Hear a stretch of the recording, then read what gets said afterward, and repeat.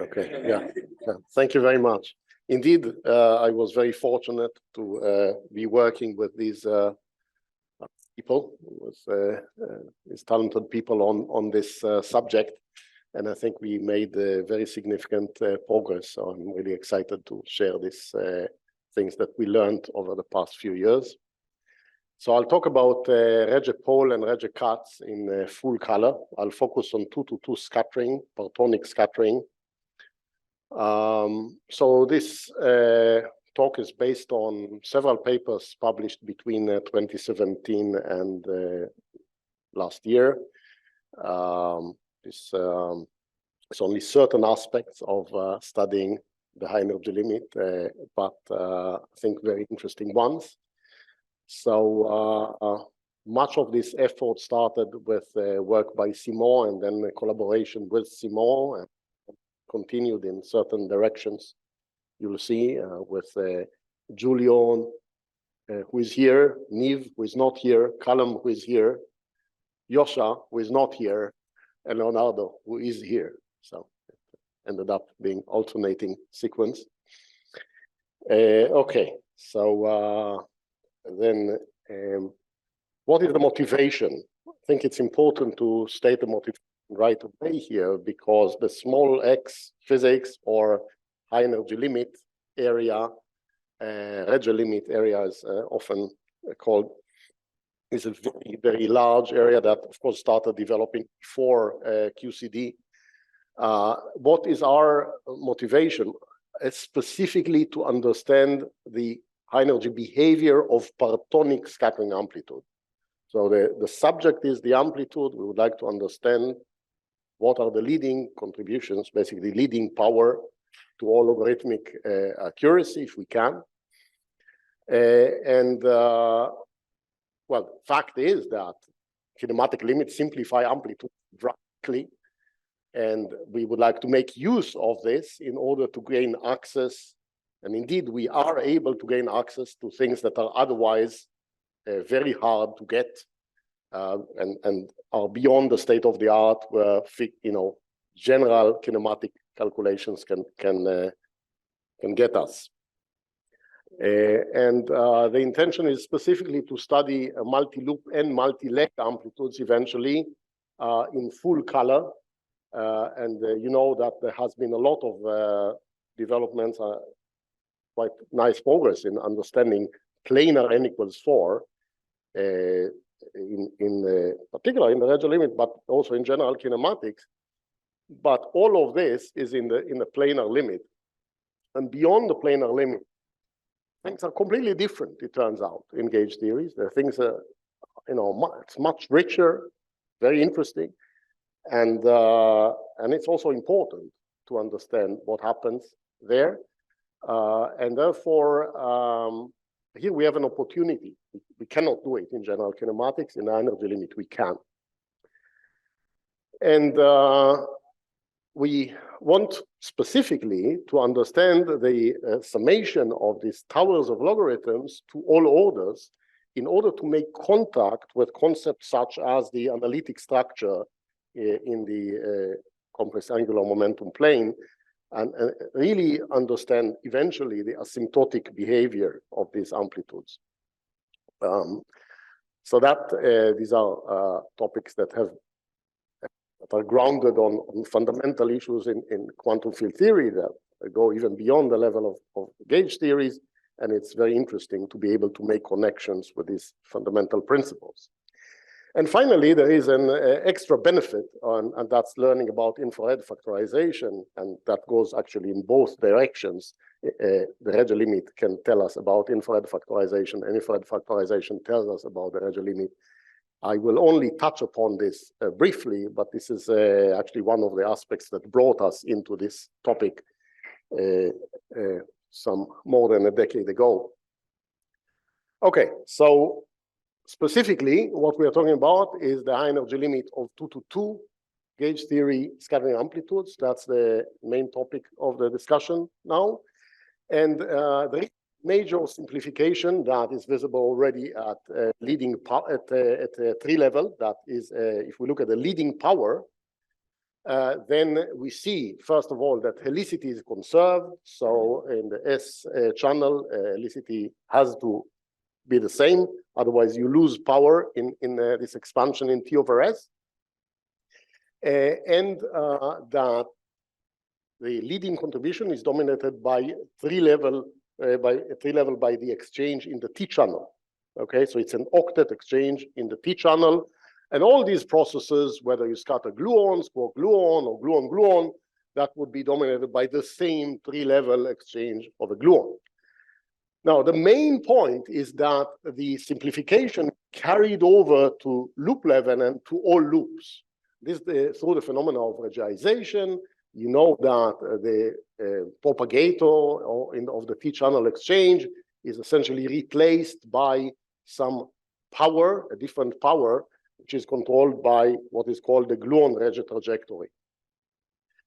Now, if it is indeed a simple exponentiation, what does it mean in perturbation theory? Of course, it means that we can write that as an exponential of log of S over T times alpha G. And that means that we resum the leading logarithms that simply exponentiate, if this is indeed the case. And that also means that a one-loop calculation should give us what the exponent is, because we can just fix it at one loop. And indeed, one can compute it from one loop. You get this integral over the transverse momentum, which gives this divergence, infrared divergence in dimensional regularization. We shouldn't be surprised. One loop gives infrared singularities. We know that, but this is interesting that this exponent is infrared divergent, because we will relate it later on. The fact that exponentiation works in both ways. It works exponentiation of the logarithms, but it's also exponentiation of the singularities. And you see right away that these two exponentiations have to talk to each other, because one can explain it both ways. So we'll return to that point. Now, if this Reggeization picture works beyond the leading logarithms, then the picture must be like that. Namely, there is a factorization of the amplitude into impact factors and this Reggeized gluon, which is this gluon dressed by certain corrections. And this factorization in particular tells us that there is some relation between these different scattering processes. And this is another point we will return to below, since this is an interaction of the Reggeized gluon with whatever we scatter. There would be one impact factor here for quarks and another type for gluons. And we can determine these from any two of these three processes and then check using the third that indeed there is factorization. So that there is some predictive power here, and I'll return to this point. So let me first state where it holds, this statement. It's a very simple statement of exponentiation. It only holds for the real part of the amplitude, and it only holds through next to leading logarithmic accuracy. This is already a lot. It's a very simple result to have in amplitudes that are generally very complicated. But the question that we would like to address is really what happens beyond that. What is the structure beyond that, and what principles is it governed by? Okay. I will summarize the answer in one line, and then we can go through the arguments for that throughout the talk. So the summary, this simple picture is violated both for the imaginary part of the amplitude right away at next to leading log, and it is violated as soon as we go to next to leading log for the real part of the amplitude. It is violated by non-planar corrections that are associated with multi-region exchange. Here we have an exchange of one region in the T channel. As soon as we have multi-region exchange, we will have violation of that. And this phenomena is related to the formation of Regge cuts in the complex angular momentum plane. So what I'll do throughout the talk is I'll try to explain why these things are connected and how we deduce that. We have completely new tools nowadays to understand this. And that's, yeah, sure. Yeah. Yes. Rather than double logs. There are no double logs in this context of S over T. Yeah, good. Thanks. Yeah, and so feel free to ask questions during the talk. I think that we should have time for that, and it would make the whole thing much more beneficial. So please do ask. So now I talked about the real part of the amplitude, the imaginary part I mentioned. Let's make it more systematic. What we're really talking about is the signature even and signature odd part of the amplitude. One can always write the amplitude as the sum of signature odd part and signature even. Signature is, for us, nothing else but the exchange of these two channels, S and the U channel. So if you replace S by U, and you also consider the high energy limit, since S plus T plus U equals 0, and T is negligible, essentially U is replaced by minus S. You immediately see that is related to phases that are generated, S to minus S. There are some analytic dependence there. So basically, we define even and odd contribution to the amplitude in this way, and then we can rewrite the amplitude using these two components. It turns out that that has a big advantage because the even and odd parts of the amplitude have completely different physics behind them, and it's useful to analyze them separately. In particular, we can derive this representation of the even and odd parts of the amplitude expressed here as an integral over this function aj, where j has the interpretation of the complex angular momentum.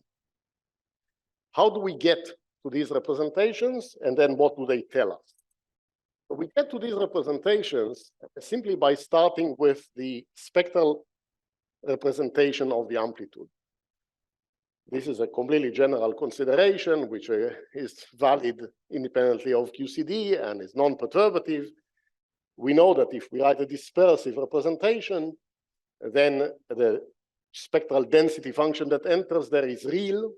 And the fact that it is real tells us that if we take a Mellin transform, it's like a Fourier transform, then these coefficients, which are the Mellin conjugate of the spectral density function, they obey this property.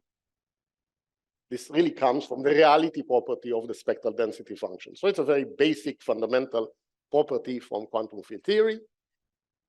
And then what it tells us then is that if we are able to express the amplitude in terms of these Mellin functions, then the even part of the amplitude has an I in front, you see, and the other one, the odd part, has no I in front.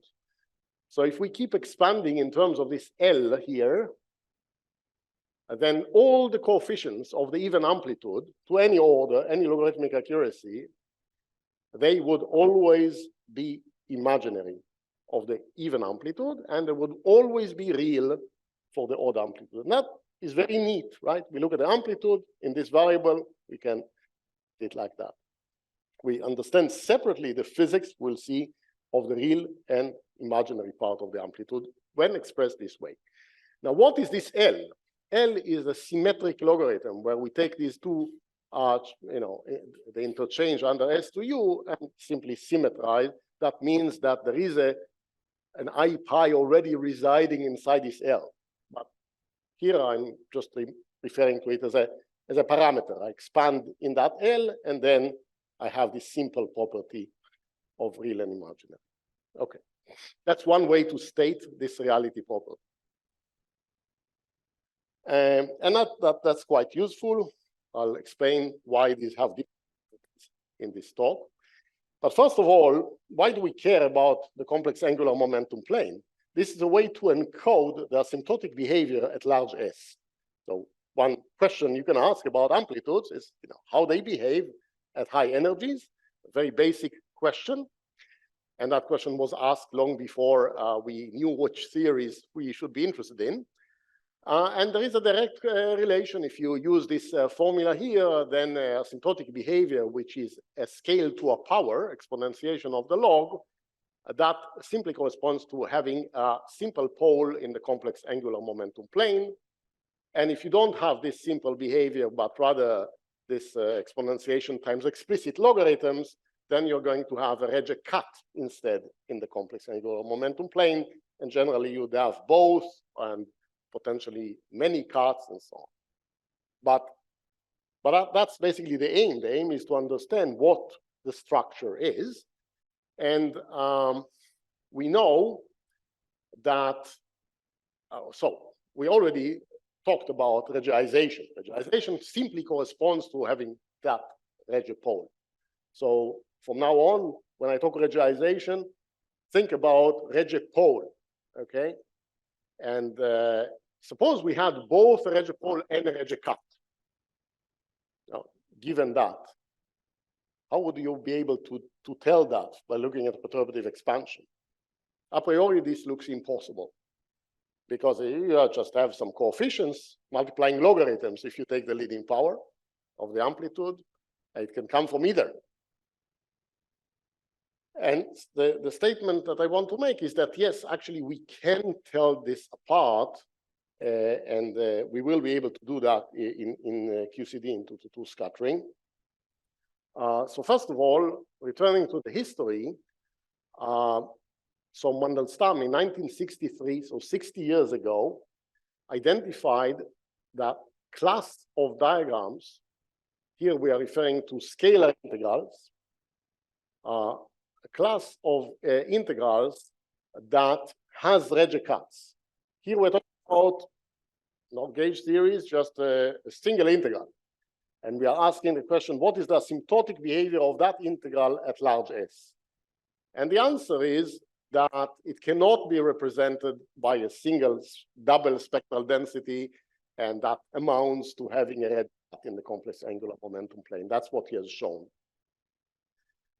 I'll not go into the classification of which diagrams are like that. Maybe I would say one thing that, as Andreas knows, well,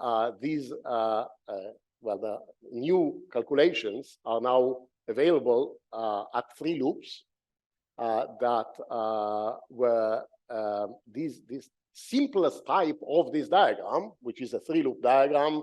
In fact, it's a topology of a triple box double crossed. It's one of the topologies that enter the QCD result at 3-loop that Andreas and collaborators computed. And this was also obtained by Johannes Henn and Bernard Misselberger recently, so a bit before. These topologies are now known to order epsilon to the 0. And these calculations so allow to test some of the things that Mandelstam observed before. Of course, he was never able to compute it, and dimensional regularization was not yet invented. But now we can look at it from a new perspective. We finally have access to these results. That's quite interesting. That's a side comment. What is important for this talk is to now know that Regge cuts do exist, right? If they exist in some of the topologies, they would be there. They are associated with non-planar diagrams, non-planar integrals. Here, we are not talking about color yet.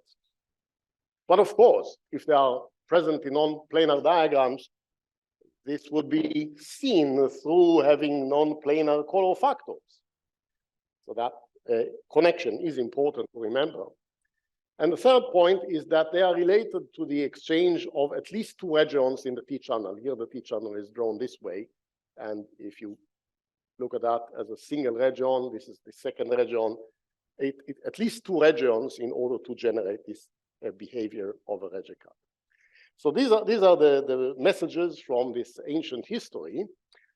The point is that nowadays we have tools that are far better than what these people had when they just looked at the dispersive approach and the general considerations about analyticity.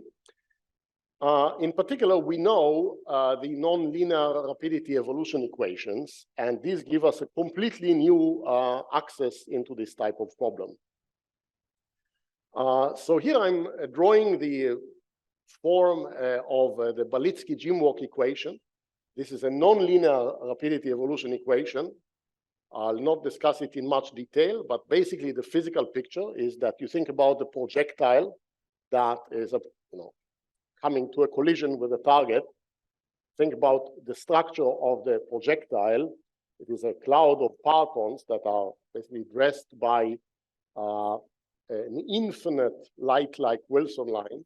So, Wilson line, but it can be many for different partons. And the relevant operator, if you want to think about the radiation that comes out of that, this object can be described by a product of any number of such Wilson lines.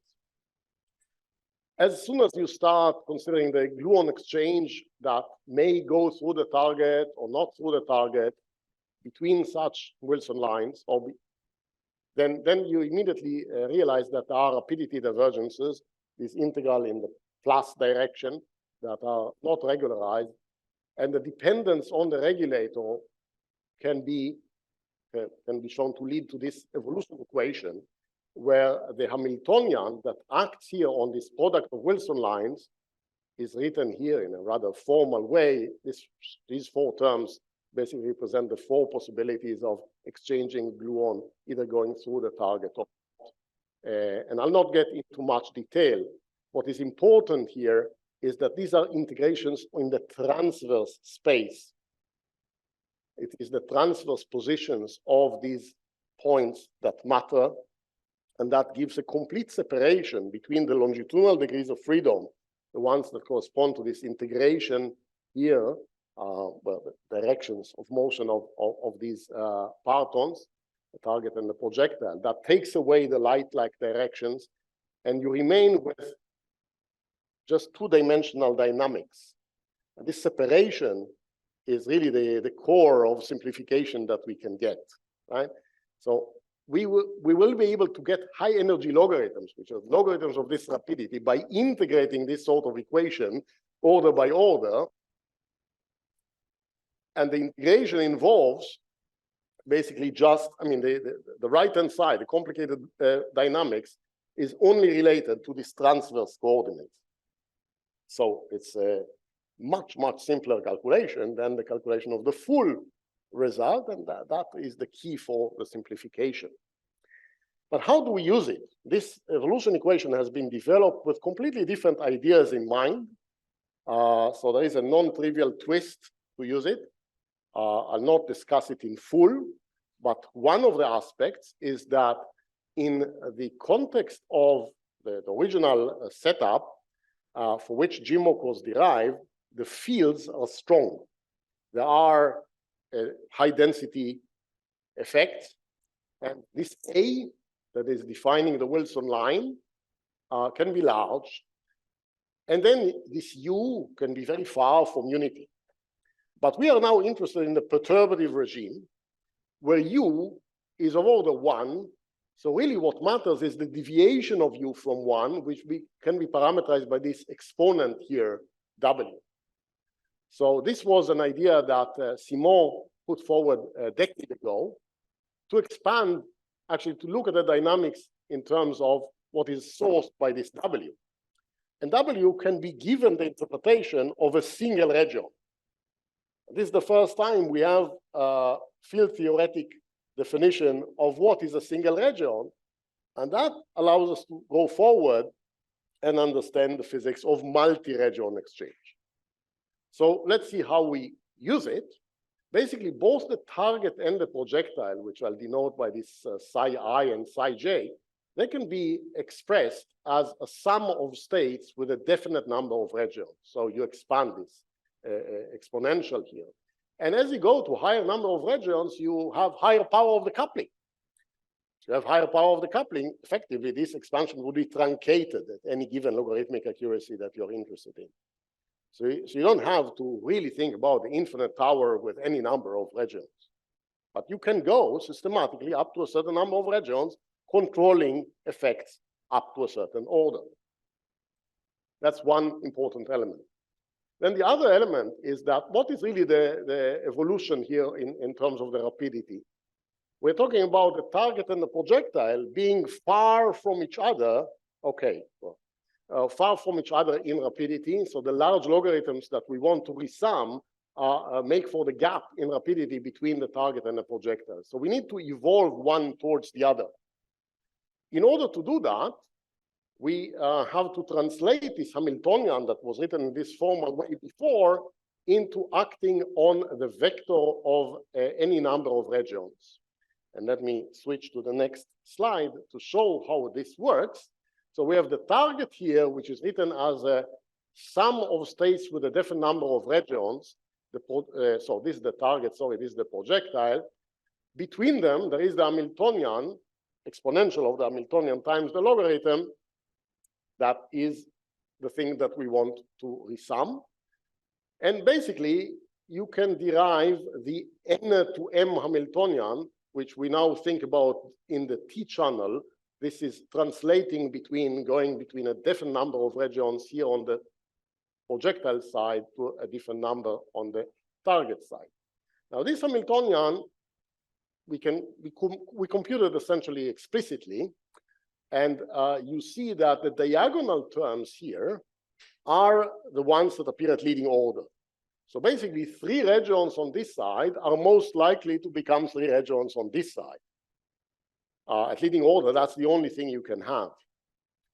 And they would evolve by developing some ranks here interacting between them. So this is the leading order Hamiltonian. But then there is some small amplitude for 3 regions to become 1 region, thanks to these off-diagonal terms here, which appear with higher powers of the coupling.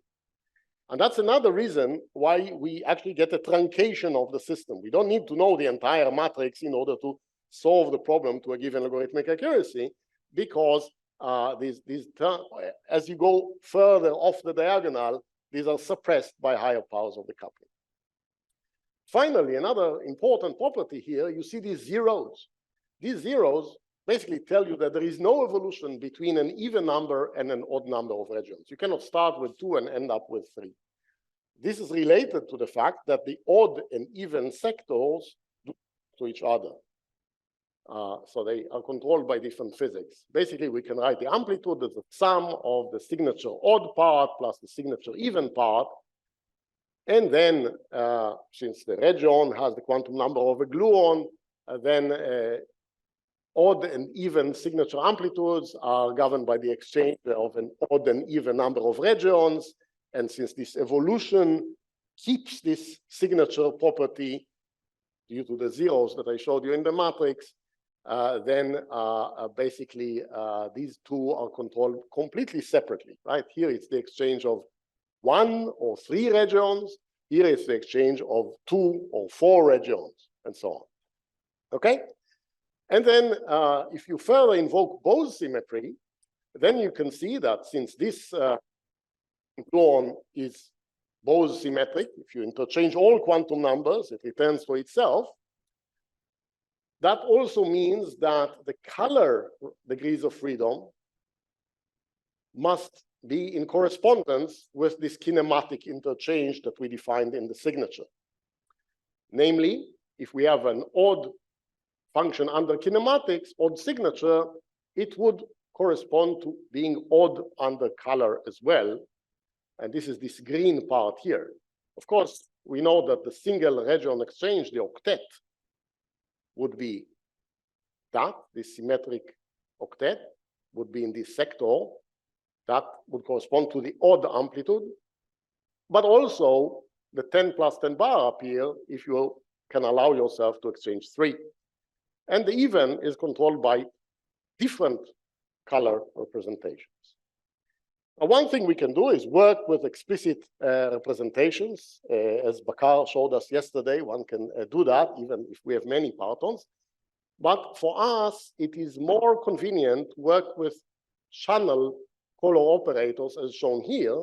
We define the color flow in a given channel. We have T squared, Ts squared, and U squared, and only 2 of them are independent. And therefore, we have these 2 operators. This is odd under interchange, and this is even.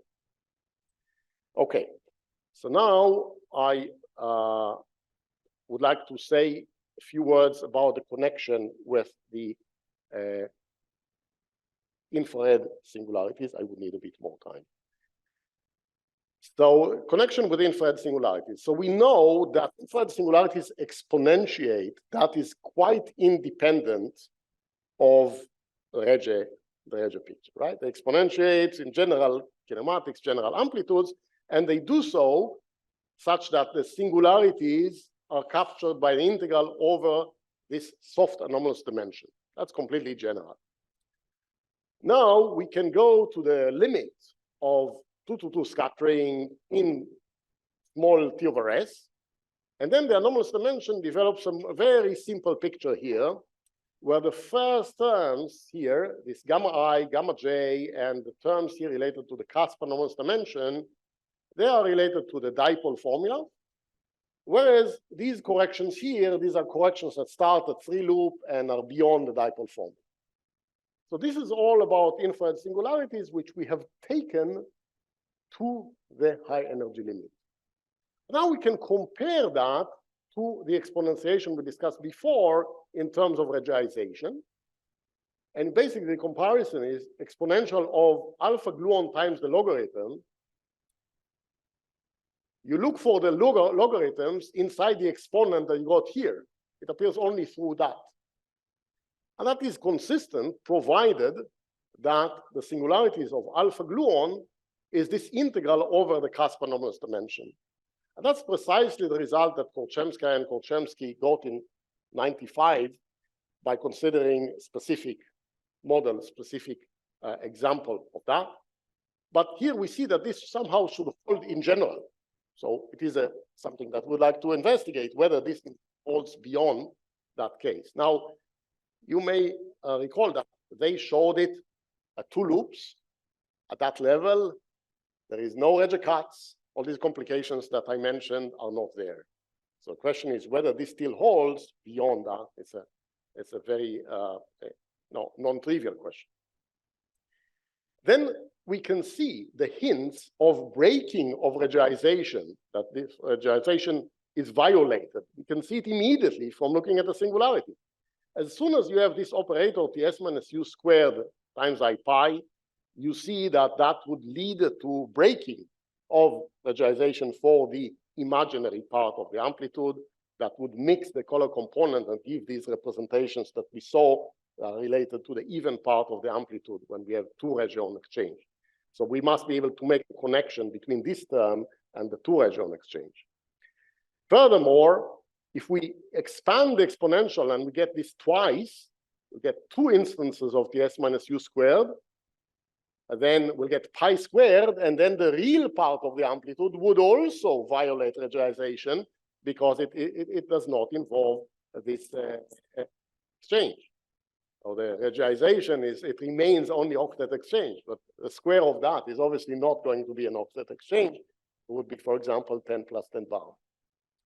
And furthermore, these corrections going beyond the dipole formula, they can also lead to Reggeization violations. So you see that one can trace the sources of this already looking at the singularities.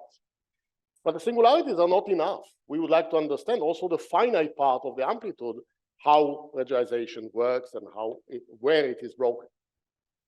So the first instance where we could understand that, this is the analysis of 2-to-2 scattering at the next to leading logarithm in the case that we focus on the imaginary part, the signature even part.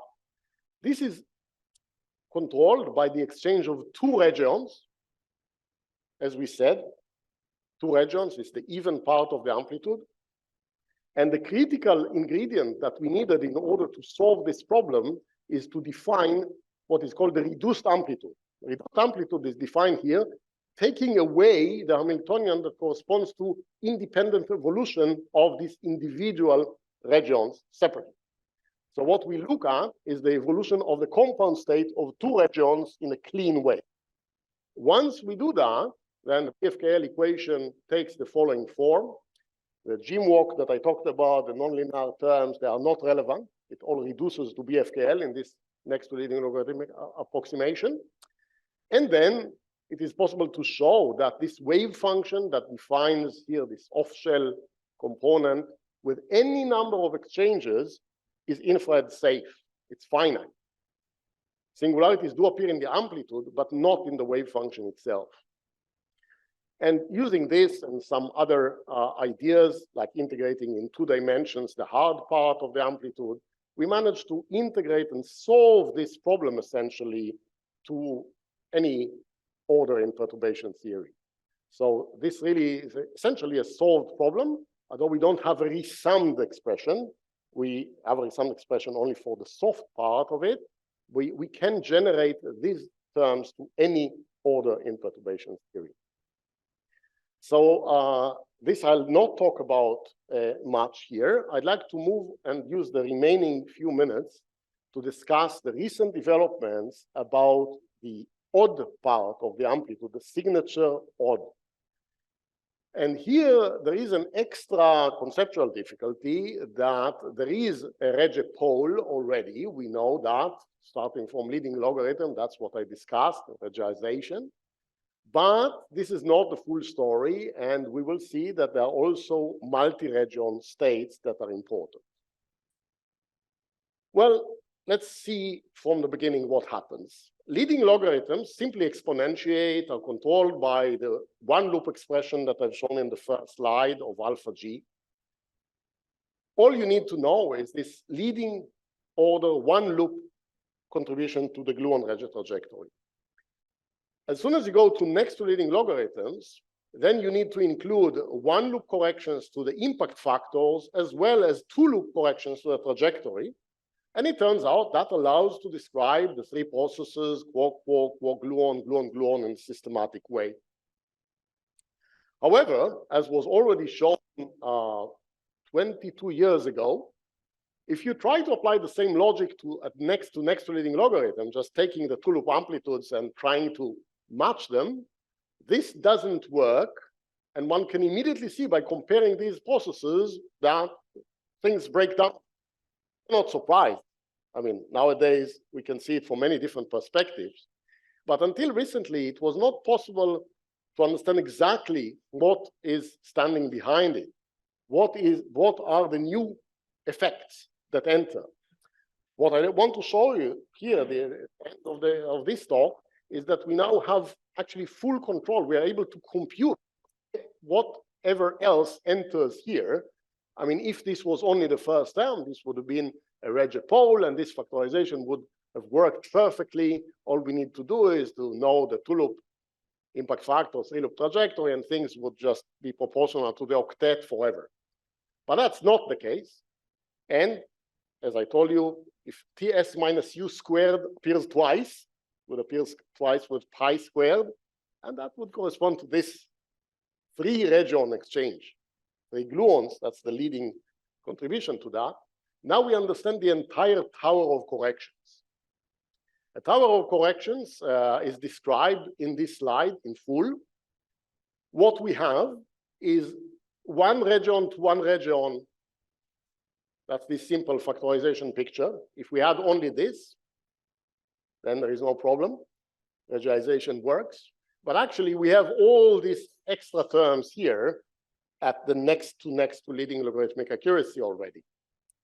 What are these terms? The first term is just what happens when you take this and evolve it with Hamiltonian.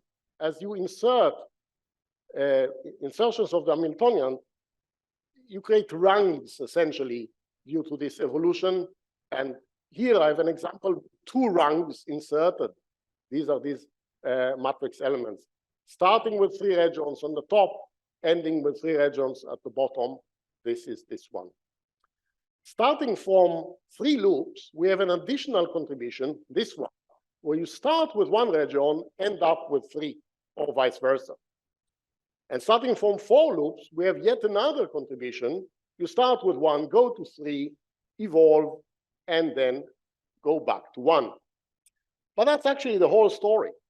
At the next to leading log tower, these are all the contributions you can have. And all you have from 4 loops on is just adding more rungs in the evolution of this 3 region state. And now we see exactly what the multi-region component here is. It corresponds to situations where we have, at any stage in our evolution in the T-channel, some state with 3 regions. That's what it is. That's the only thing that exists beyond the exchange of a single region at this logarithmic accuracy. And each of these terms here can be computed. In particular, we evaluated these integrals to 4 loops, so all the diagrams that are shown here have explicit expressions, and the entire tower is described by that. One thing we can say is that these corrections, we'll discuss that they are subleading in NC, some of them at least, but they are enhanced by pi squared. So this is a point that was actually made in the Amplitude meeting by Fabrizio, that these corrections turn out to be enhanced by pi squared. We see that this is a general phenomena, that this pi squared we saw already in the soft anomalous dimension, but we see it from this formalism that this is completely general. Okay, now let's discuss this issue of how we disentangle and separate Regge pole from Regge cut. In 2-to-2 scattering, situation is fairly simple, because we know that the result in the planar limit should be just a single Regge pole. In the planar limit, we know the answer. The answer is just a Regge pole. So the violation must be associated with non-planar integrals. This example that integrals like Mandelstam's one that is entirely non-planar. Of course, it would come with non-planar color factors. So what we need to do is the following. Recall that we started by having a single region defined by W. We obtained a definite prediction for multi-region contribution. That prediction has a planar part and a non-planar. Because we know that the Regge cut must be associated uniquely with non-planar contribution, we just have to separate it into planar and non-planar. Define the Regge pole as the sum of the single region exchange and the planar part of the multi-region contribution. That is this blue term here. That must factorize as a Regge pole. And what remains is this Regge cut, which is coming from the non-planar component of the multi-region contribution. And this realization allows to correctly separate expressions at next to next leading log. Now I have to stress that this is not coming for free. I mean, there must be a structure there that is probed, and the structure is the following. If you look at this component that is added to the single region contribution here, the planar part of the multi-region, it must be universal. It must be the same for gluon, quark, gluon, and quark, quark. And indeed, it is the same by calculation. It is the same. And furthermore, this contribution, again, cannot contain anything beyond 3 loops. If this contribution was non-empty at 4 loops, the entire thing that I discussed is contradictory. Because this part here is fully defined at 3 loops. If you know the 3-loop Regge trajectory and the 2-loop impact factors, you have a prediction of how the pole behaves at next leading log to all orders. So a 4-loop contribution here would just be not compatible. Fortunately, there is no such. We computed these contributions here, sorry. We computed these diagrams here. Each of them has a planar contribution, but when they sum up, the planar contributions go away at 4 loops. So initially we didn't understand it, but that's really the underlying reason. The cut must be non-planar here. And indeed, it is. And then there is a definite prediction at 5 loops on such, the rest of this tower that I discussed would not have any planar contribution. It would be entirely non-planar, just out of the box. Okay, this slide summarizes, so I'm reaching the summary. I'm sorry for taking a few more minutes. This summarizes the final structure of the answer up to and including next to leading logarithms. This part here is the Regge pole contribution, which you see nicely factorizes into impact factors, and the trajectory, the gluon Regge trajectory here controlled by alpha G. And there are remaining red terms that can be thought of as Regge violation, but nowadays we understand them simply as the contribution of multi-region exchange. And that is the non-planar component of the multi-Regge exchange. So this is entirely non-planar. And if you go to the planar limit, you indeed remain only with the blue component. Now, this picture has now been contrasted with explicit calculations at 3 loops by Caroline collaborators. So that is extremely helpful. First of all, because it allows to confirm that we are not just deriving things from Jim walk and without any control. We can see at 3 loops that this matches the explicit expressions. But also because this gives access to the parameters that appear here in the single gluon single region exchange, in particular the 3-loop corrections to the one Regge trajectory is now known in QCD, and similarly the impact factors and so on. So all these parameters are fixed, and there is full consistency between the 3 different channels if we know how to account for the Regge cut contributions. A few comments about the Regge pole and Regge cuts. So the Regge cut is entirely independent of the matter content of the theory. You see, these are just gluonic diagrams that build it. So this is exactly the same in n=4 and in QCD. And that helps. One can translate the results between these different theories and understand universal properties thanks to this fact. It's exactly the same. Another thing that I'd like to show in the next slide is that this Regge cut part is sensitive to soft singularities beyond the dipole formula and allows to learn about infrared factorization. What is interesting about this part here is that the singularity structure is very clear. There are singularities of the impact factors contained by these Zi and Zj, and the rest of the singularities reside in alpha G. And these are nothing else but the integral over the Caspar-Nonlinear dimension. So this does hold at 3 loop, but it only holds at 3 loops thanks to this separation. If we try to do it to absorb other terms here, it would not work. If we absorb too few terms, it wouldn't work either. So this is really a clear test that we are getting it right.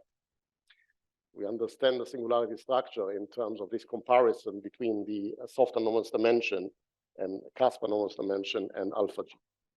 And this is just to briefly show you how the cut results look like. This is the red part here. I wrote it in full glory. We don't need to look into the details. I just want to show you that the color structure is fully captured by commutators between TS and TS minus U and TT. And that these commutators are necessarily non-planar, so that is indeed subleading in NC. One can check that. And the other thing is that you can see is the singularity. So here there are no 1/epsilon poles, only higher poles. That is no new contributions in the cut. That is consistent with the fact that the dipole formula it does not receive corrections, even at 3 loops at this logarithmic accuracy. But at 4 loops, there is a contribution, a non-zero constraint on the 4 loops of the anomalous dimension. So I'm really now out of time entirely. So just the summary slide, say a few words, and then we go for questions.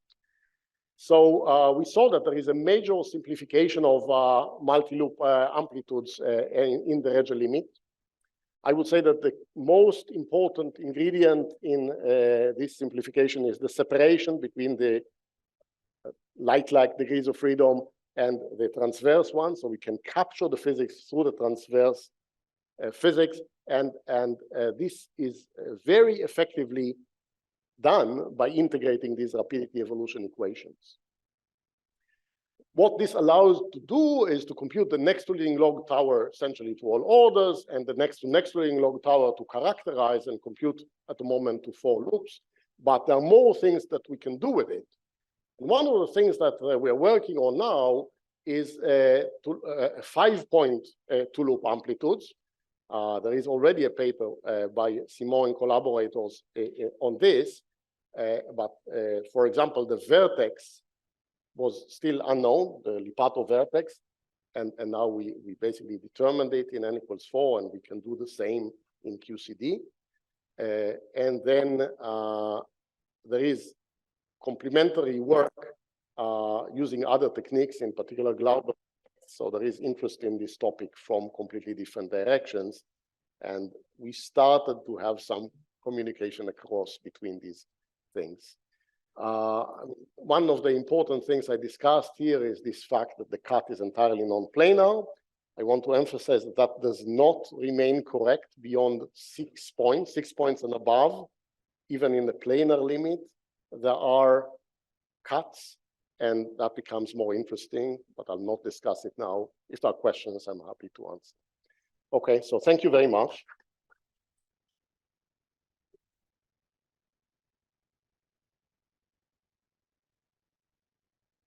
Thanks a lot for these interesting 2 talks on Regge cuts and Regge poles. So this also justifies going a bit over time. Questions? Yeah, so I have some kind of line 1 question, right, which is really my ignorance, but I'm sure you can help. So there is a little bit of a miracle here, and it's not clear to me, you know, how long it will hold, and I'm referring to the following. You start with the Jim-Walk equation, right? Yeah. The Jim-Walk equation arises in, it should be possible to describe it as an effective theory of QCD, non-local. So you are portraying these partons, actually, because you are not talking about hadrons here, as beams of Wilson lines, essentially, evolving beams of Wilson lines. Right. This is an effective description which will break down at some point. Yeah. So do we know when it breaks down? So what are the corrections? Yes, it's very clear what physics it captures and what physics it doesn't capture. So for example, one element that it does not capture is the collinear structure of these jets. So for example, if you have a three region state, right? The leading order description of the three region state is what we used. If you want to understand, so essentially it's just all the possible ways of sharing the momenta going in the T channel between the three regions. At that level, you don't need any further input beyond the Wilson line.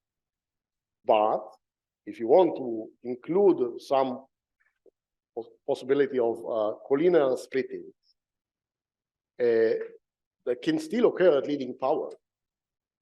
And that would amount to next leading order corrections beyond this. So they would enter here at the next logarithmic accuracy level. There are no tools in the effective theory per se to determine that. So that would be in a stage of matching between the effective theory and the full theory. Yeah. That's an example. There are many. Excellent. So there is another thing. As you point out, this is an effect which is actually leading power. It's leading power, but so it means that the accuracy of the effective theory, you cannot, for example, you didn't expect it, but you cannot say that the effective theory is leading power accurate to all logs. It's a different no, you kind have of to. counting. We know in what places we need to do essentially matching coefficients. It's the same idea as any effective theory. There are certain matching coefficients that describe, for example, the higher order distribution of three region states inside your particle.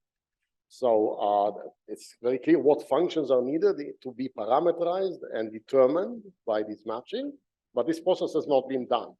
So there's definitely more work to do if we want to extend that, even at leading power, to all logarithmic accuracy.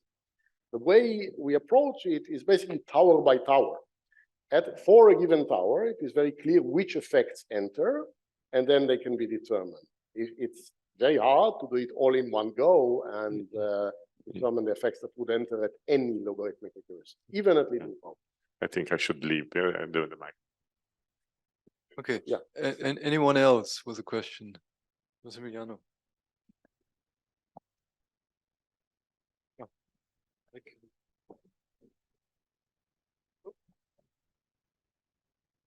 Yeah, I have a very naive question. So can you repeat what exactly you are comparing with the three-loop Amplitude by Fabrizio and collaborators? Yeah, okay. That's very simple. So what we do is we expand the result to leading power, and then we look at the leading log next to leading log, next leading log that appear at leading power, and the coefficients have to match. That's essentially what we do. So at which level of log accuracy can you reproduce? So can you predict all these logs?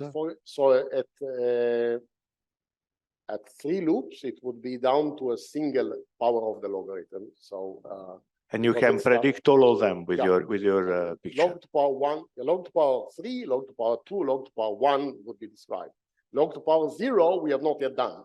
Okay. So similarly, at 4 loops, we have prediction of log to power 4, log to power 2, log to power 3, but not log to power 4, 3, and 2 exactly. And log to power 1, we actually have some conjectures that in the context of the singularities at 4 loops, we actually know what happens at log to power 1. And the paper you were quoting by Fabrizio is the one I think on the quark scattering. That's so correct. Can you also do it for the gluon scattering? Exactly. So the comparison, I've not had time. I really went very quickly there, but the comparison we have actually made is with all 3. So quark, gluon, gluon, and they have done the same comparison, right? And so that the description is compatible between the 3 processes, and that's actually one of the checks, that the Regge pole part has to be compatible. Otherwise, we are not doing anything. Okay.